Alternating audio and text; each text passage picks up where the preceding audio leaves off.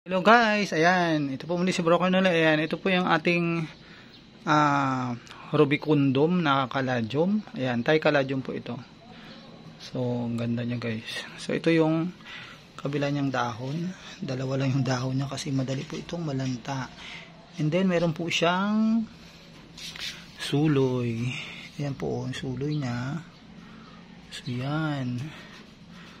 So, yan guys. Tapos, meron po tayo isang maliit dito. Ayan, kuhanin lang natin. So, ito yung isa niya guys. Anak niya na rin yan. Ayan. Maganda siya guys. 3 leaves po yan. Ayan. So, napaka-ano po nito. Kaso nga lang hindi siya talaga tumatagal ang kanyang dahon.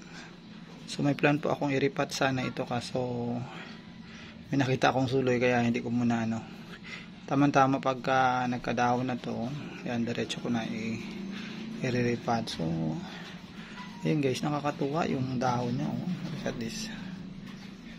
Very healthy at saka napakakintab ng kanyang dahon.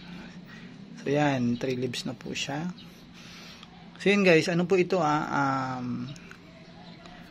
Thai caladium po ito. So nire-research ko ito parang sa Thailand na tawag nila ito is payamol.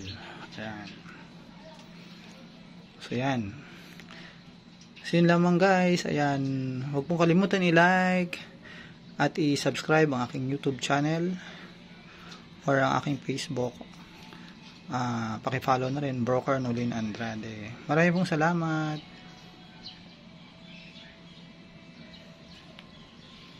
Lapad ito lalo ganda. Bye.